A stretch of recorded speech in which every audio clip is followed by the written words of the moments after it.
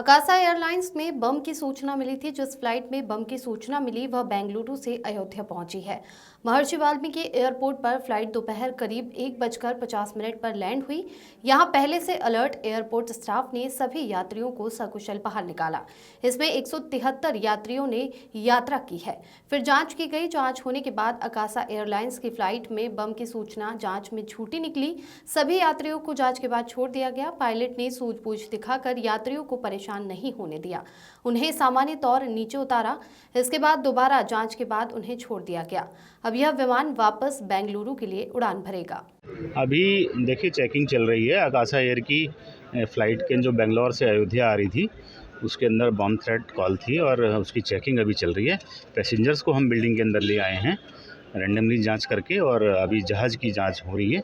उसके बाद हम होपफुली ये भी हॉक्स कॉल ही होगी तो उसके बाद जहाज़ को भी रवाना।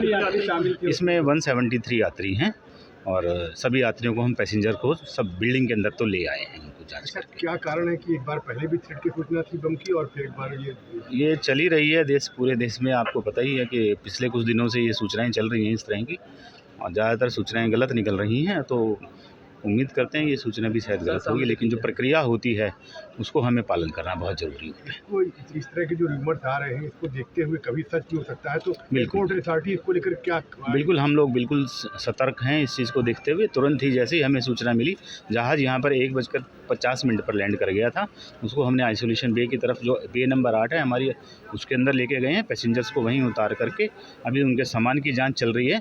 BDDS टीम हमारी पहुंच गई है और उसके बाद जो है जहाज़ की गहन जांच होगी उसके बाद क्लियर ऑफ कर दिया जाएगा। कोई स्टेप उठा रहे हैं? अब ये तो हायर लेवल की जो अथॉरिटीज़ हैं वो लोग, जो हमारे पास जो कॉल होती है, हमारा जो कर्तव्य है BTAC करके हम जहाज़ को पूरी तरीके से चेक करके उसके बाद उसको कहाँ से कहाँ तक आ रही, किस एयरलाइन की?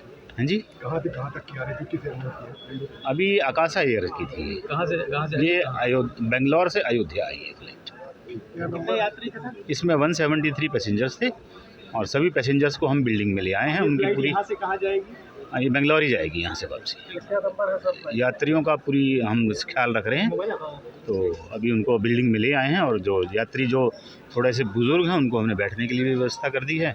सामान की जांच चल रही है और एयरक्राफ्ट की भी जांच चल रही है। थैंक यू, धन्यवाद। कल रिहर्सल भी किया था जी। फ़्लाइट में 1 घंटा पहले सूचना मिली थी कि कुछ सिक्योरिटी इशू था। उसके बाद सबके बैग चेक हुए और फिर 20 मिनट में सॉल्व आउट हो गया था। नहीं, पैनिक कुछ नहीं था, सब कुछ हैंडल हो गया था बहुत अच्छे से। लैंड होने के बाद 10 मिनट तो उधर रुकना पड़ा, बाकी बैगेज के लिए 40 मिनट रुकना पड़ा इधर। जी, शफ़क़ आरिफ यहीं के रहने वाले हैं जी।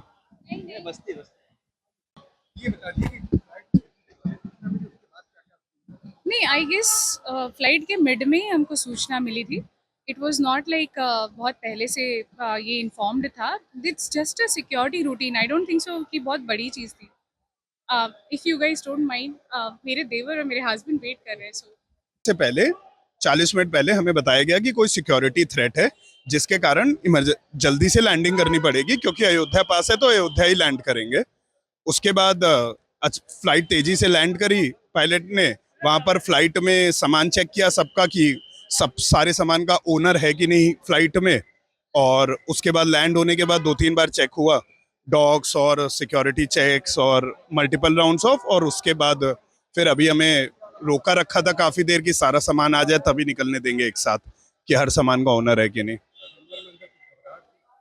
पैसेंजर में घबराहट तो थी, सभी घबराए हुए थे, लेकिन कोई पैनिक नहीं हुआ। फ्लाइट में शांति बनी रही, लेकिन सब घबरा तो गए थे ही अचानक से।